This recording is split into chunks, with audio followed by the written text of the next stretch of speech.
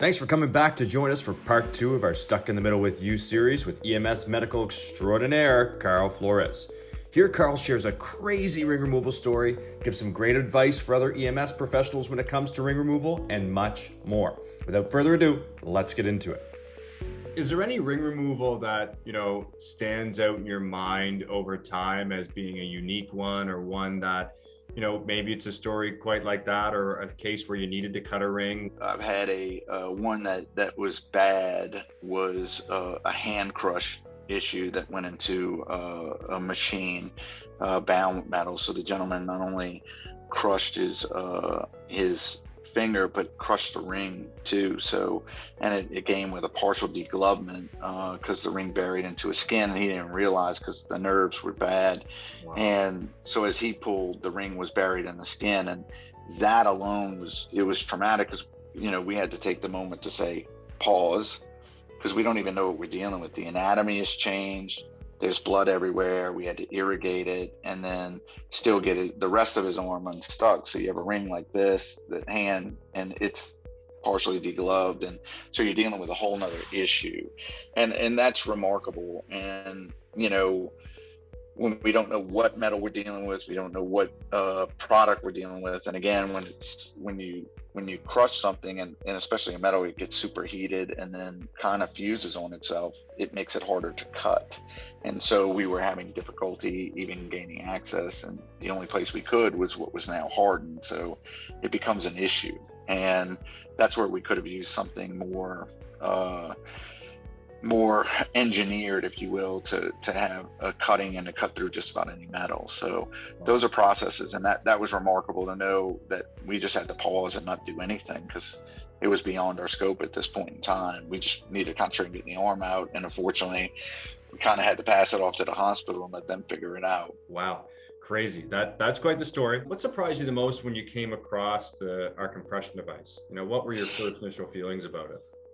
I think my first feelings was, why didn't I think of it? Right. So that would be the first one. And, it was so simple to think about a product that you use all the time, which is like a blood pressure cuff, and then to have that go. And it's like, God, someone took a very simple solution that's already in that field. So, it takes someone with an outside perspective to look at it. And so that was the first process. But then it was relieving to know that, oh my God, I can do this, not have to stress about it, not have someone stress about it. And you could actually take a process to avoid someone having to take an ambulance trip or ride to the hospital, which could cost exorbitant amounts of money, for them to get seen in an emergency department.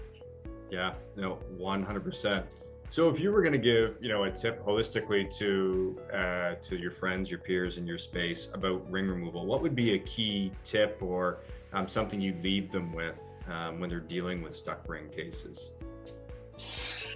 For me, I think I would say just pause, take a deep breath, and do a size up like you would in any incident. Know what's beyond your scope and what resources you have. And if you don't have the right resources, don't further agitate. You want to sit there and really look at this, because you can cause irreparable damage to someone's finger if you continue to pull or that. If you're going in a process and you have if you don't have a device like Ring Rescue, or even if you do, you need to get a detailed history, just like you would on a patient with cardiac issues. You need to find out, hey, what have you done so far? What have you put on this finger? And is it just red? Is this your normal skin tone? Or have you caused abrasions, micro abrasions to your skin that if we put something else on here, is it going to cause further damage? So I think you need to ask those kind of questions for a technician going in. And then finally, are you comfortable with your steps? And if not, then review it when you go through and taking this ring off, and pause and just know that time is going to be your friend in compressing this down. What space do you feel like the compression device is the best fit? Like, where do you think it's the best fit, whether it's in the hospital or a certain department or EMS? Like, what's something that you think makes a lot of sense for the compression device? Oh, I think you look at it in different layers. So from a pre-hospital perspective, I see this in EMS, I see it in fire. I think obviously as you go across the country, as I get to travel, your fire is blended with EMS, and out west you have a lot of fire-based EMS, even some on the East Coast fire-based EMS. Here in the South, you have some standalone EMS, first fire, a lot of private agencies. I think it can be applicable in just about every arena because you don't want multiple responders going to the same incident, because all it is it's a time wasting component. I'm not saying it needs to be in every frontline ambulance, but EMS has a unique ability to have a lot of supervisor oversight that can sprint certain things out. And this may be a device that certainly could. From a fire perspective, this is almost a stable of any rescue unit, if you will, but at a low cost yield, right, plus or minus. As you build budget and can get grants, this would be something that you could put frontline very easily. And then obviously from any hospital, I would think any ED could have a use, and anyone that has an elevated piece where they have to go to surgical suite or has outpatient surgery, because a lot of times, remarkably, that's where you have a result. You have people trying to hide rings or tape things down, et cetera, and they should be removing those in an outpatient surgical setting, and they don't, or they cannot get their ring off. So you can see that would be a huge component. Urgent cares would be another one that could have it, because this is where we've educated the community. It's like, hey, don't need to go to the ED, you can go to urgent care, where urgent cares may need these for sure.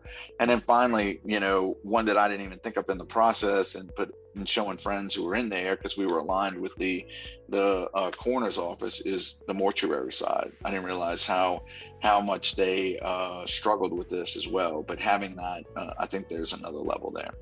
One of the last questions would be, would you recommend the compression device to your peers, and why?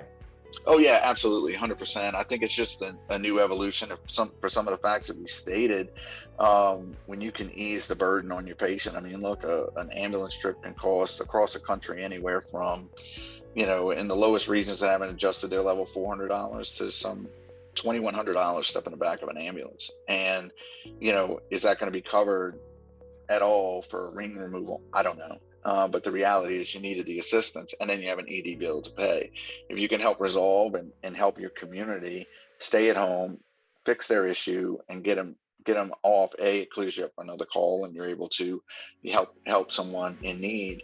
So those are major components. But we've already, from an EMS perspective, I've already recommended to fire locally, and every one of them is like, God dog, why didn't I think of this? We could have used this on this call. We could have used this on that call. And that's from fire, EMS, hospital, arenas. All of them have had some story that they're like, man, I wish I had this. So it's almost like a no-brainer to put it in your toolkit and have it, for not a matter of if you're going to need it, but when you're going to need it.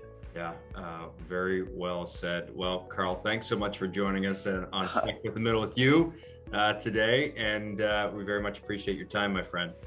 Oh, no problem. Happy to be here, and hope you all are doing well, man.